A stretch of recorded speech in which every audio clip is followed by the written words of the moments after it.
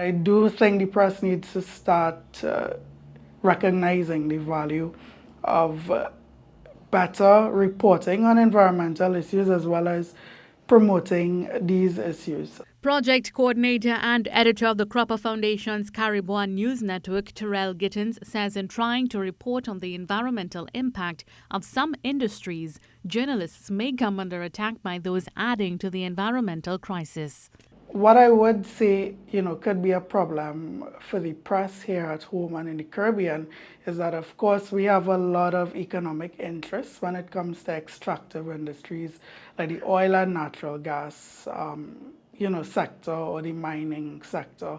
And sometimes reporting on some of the, I wouldn't say bad actors, but some of the bad practices in those sectors and industries may not be in the best economic interests of countries or even, private businesses.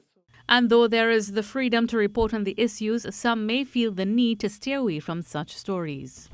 For example, within our, environmental reporting project, we have journalists from across the Caribbean, Suriname being one of the countries, and we have had, journalists writing about how mining issues affect indigenous communities, and even within them reporting on these issues, there is this level of risk. He says the theme chosen for World Press Freedom Day is quite fitting. Over the past several years, the region, as well as Trinidad and Tobago, have experienced exceptional weather events, be it extreme hurricanes or extreme droughts.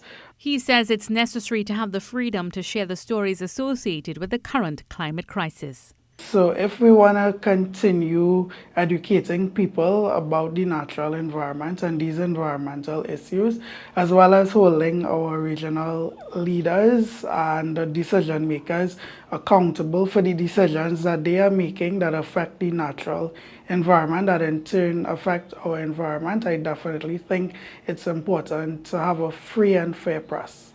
To offer some protection for journalists, a treaty under the UN known as the Escazú Agreement was adopted in 2018. It is formally known as the Regional Agreement on Access to Information, Public Participation and Justice in Environmental Matters in Latin America and the Caribbean. Currently, there is a push to get countries, including Trinidad and Tobago, to become signatory to that agreement and to recognize it, because of course we want to ensure that environmental advocates and environmental journalists are able to do their jobs without fear. According to the UN, misinformation about environmental issues can lead to a lack of public and political support for climate action, effective policies, and the protection of vulnerable communities affected by climate change. The UN says awareness of all aspects of the global environmental crisis and its consequences is essential to build democratic societies. Mahalia Joseph Wharton, TTT News.